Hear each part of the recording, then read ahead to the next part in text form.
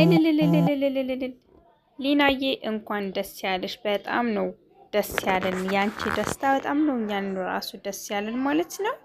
እንኳን ደስ ያለሽ የኔ ቀበጥ ሊናዬ ማለት ነው። ሰላም ሰላም! ውድና የተከበራችሁ የፍርት ቤተሰቦች እንዴት ናችሁ? ከኔ ጋር ሁሉ ሰላም ነው፣ እግዚአብሔር ይመስገን። በጣም ደስ የሚል ነገር ነው። ሊና ዛሬ እንግዲህ ናቲ አስደስቷታል ማለት ነው።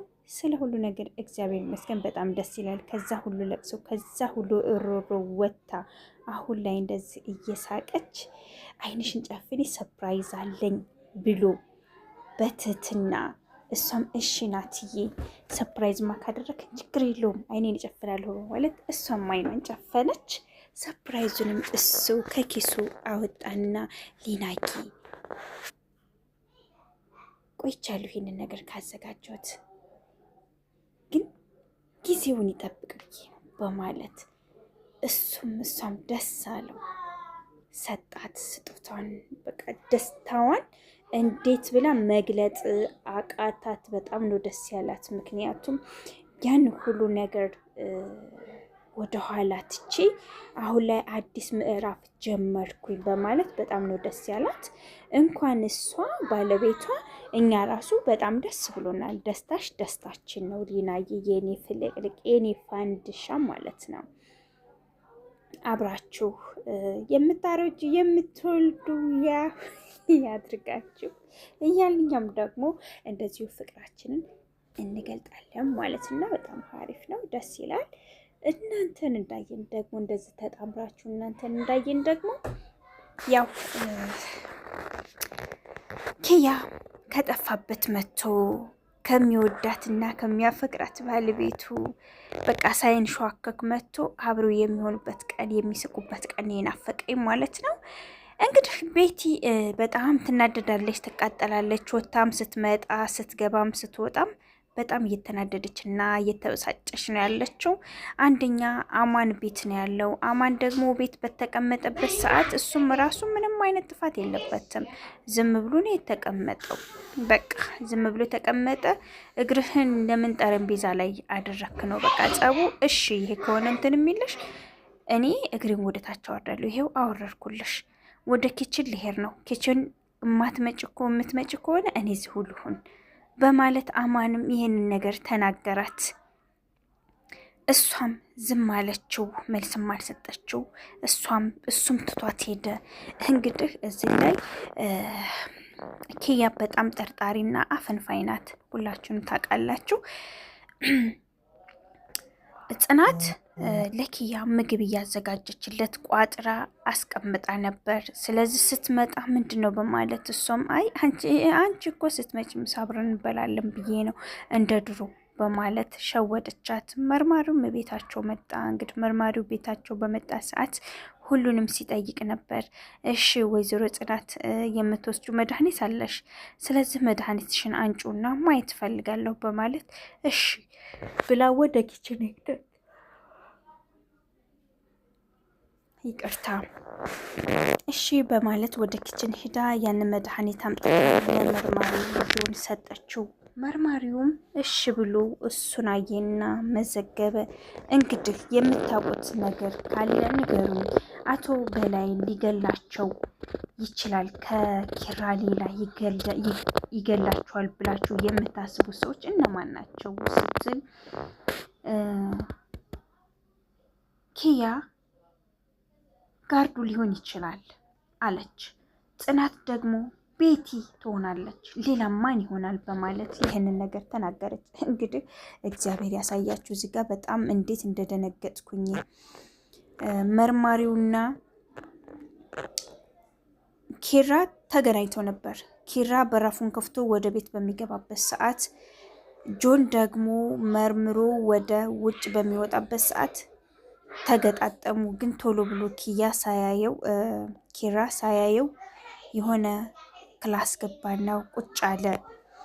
ጽናትም መርማሪውን ተከታትላ ወደ ውጭ ስትወጣ ኪራን አገኘችው። ኪራ ምንድን ነው በቃ ይሄንን ቤታው አደረገው እንዴ በማለት ኪራ እሱን እያየ ሲመለከት ጽናት መታ ነካችው። ስትነካው ደንግጡ። እዚሁ አስደነገጥሽኝ እኮ ዝም በል ኪያ አለችው። እኔ ግን ከኪያ ይሄ ነገር መደበቅ የለበትም ባይነኝ፣ እውነት ለመናገር ማለት ነው። ኪያ በጣም ነው እያሰበች ያለችው፣ በጣም ትጨነቃለች። ብዙ ነገር የሚያስጨንቃት ነገር አለ። በህይወቷም ትጨነቃለች፣ በስራም በሁሉም ነገር እየተጨነቀች እንዴት ለሷ አይነግሯትም? አሁን ላይ ግን እልም ያለ ጸብ እንደሚፈጠር እርግጠኛ ነኝ። ምክንያቱም አሁን ላይ ያለውን ነገር አይታለች፣ ሰምታለች ማለት ነው። በጣም ከባድ ነው። እንግዲህ የኪራ አጎት የምሩን ልጅ አቅፎ ውይ ልጅ እኮ መልአክ ነው፣ ወይኔ እንዴት ደስ እንደምትል በማለት እየያዟት እንዳለ ምሩ እየሮጠች መጣችና ልጅን አምጡ አለች። ልጅን አንጡ በማለት እሳቸውም እንዲ ልጅ እኔ እኮ ምንም አላረጋትም፣ ልጅሽን ምን ሆነሽ ነው በማለት አይ ምንም አልሆንኩም ልጅን በጣም ስለመሳሳላት ነው በማለት እሷም ይሄንን ነገር ተናገረች። አይ እኔም እኮ ምንም የማደርጋት ነገር የለም አለች። እንግዲህ እንደምታዩት እዚህ ጋር ትንሽ ኪራ መጥቷል።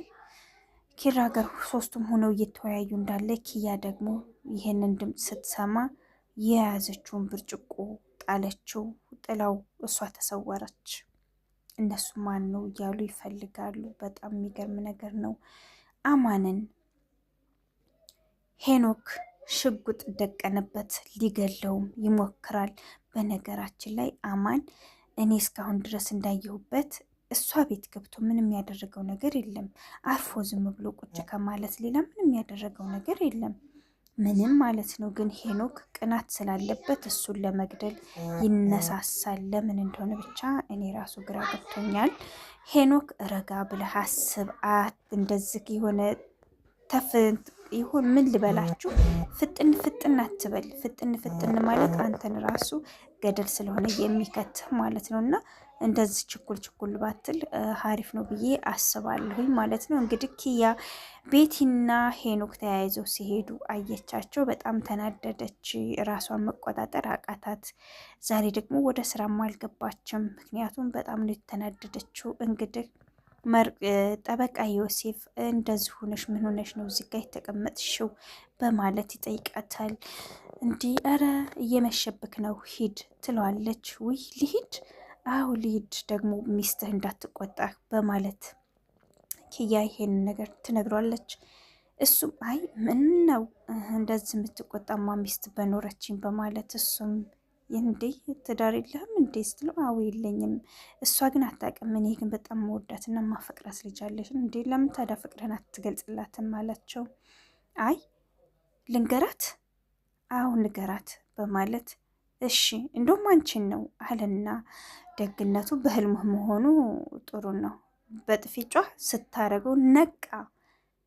በእንቅልፍ ልቡ መሆኑ በጣም ደስ ይላል። እንግዲህ ምሩ ልጇን አስተኝታ እኔ የምሩ ልጅ እኔ እንግዲህ ባያት ደስ ይለኛል። እኔ አሻንጉሊት መሰለችኝ። የሆነች የምታጫዋት ነገር አለች።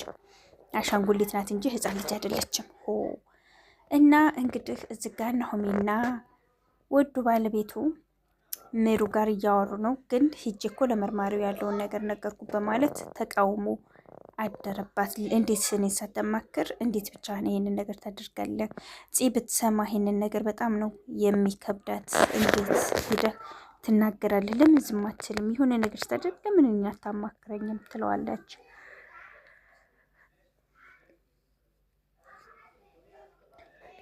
ሀና እኔ ስለ ኪያ ምንም ማለት አልፈልግም፣ በጣም ይቅርታ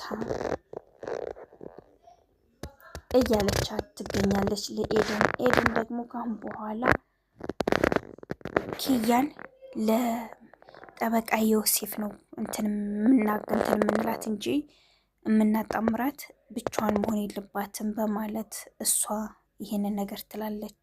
ሀና እኔ ምንም የምመለከተኝ ነገር የለም፣ ከዚህ በፊትም እኔ ነኝ ተይ ምናምን እያልኩኝ እንደዚህ አይነት ቤት ውስጥ የከተትኳት፣ አሁን ግን አልችልም፣ ምንም ማለት አልችልም ብላ ትለዋለች። እንግዲህ ቤተሰብ ረጋ ያለ ወተት ቅቤ ይወጣዋል ይባላል። ያው ወንድሜ ነው ጓደኛዬ ነው በማለት ናሆሜ በጣም ተጨንቆ ስለነበረ መርማሪ ጆን ጋራ ሄዶ ያለውን ነገር ተናገረ። በጣም ደስ አለው መርማሪ ጆን። እንኳንም ይህንን ነገር ሳደብቅ መተህ የነገርከን ይሄ ለኛ በጣም ጥሩ ነገር ነው አለው። እሱም በቃ እሺ ሌላ የምነግር ነገር የለኝም፣ ሌላ አዲስ ነገር ከሰማሁና ካየሁ መጥቼ እነግርሃለሁ በማለት ይህንን ቃላት ተናግሮ ተመልሶ ሄደ። እንግዲህ ዝጋ ፍቅር ሸተተኝ። አረ ተው እኔንም እንደዚህ አድርጋችሁ ሰፕራይዝ አድርጉኝ። ከምሬ ነው ብላችሁ እንደዚህ በቃ ቤታችሁን እንትን ብላችሁ ፏ ደመቅ አድርጋችሁ ማለት ነው። ከዛ በቃ እኔን ማይንሽን ጨፍኝ ብለህ የኔ ፍቅር እስኪ ሰፕራይዝ አድርገኝ። ሰፕራይዝ እንደዚህ በቃ ከምር እንዲህ ደስ ይላል። ሰፕራይዝ እኮ መሆን ማለት ነው። ኦማይ ጎድነስ። እንግዲህ እሷም ራሱ ወይኗን አዘጋጀች። አቤት አቤት ቀይ አበባዋን ሻማዋን ብልጭልጭ አደረገች። የራት ልብስ ተለብሷል። በጣም ነው የምታምረው የኔ ሊናዬ፣ ዘመንሽ ይባረክ። እንዴት እንደምታምሪ ከምር ቆንጅዬ። ለቤትሽ አለሁ ሽር ጉዴ የምትይ ይህንን ደስታችሁን እና ይህንን ፍቅራችሁን መቶ ቅዱሴ ባይላችሁ በጣም ደስ ይለኛል ማለት ነው። ቅዱሴ መልካም ሰው ማለት ነው። እኔ እንግዲህ ሁላችንም ድምፅ መሆን አለብን የምንለው ለማን እንደሆነ ታውቃላችሁ?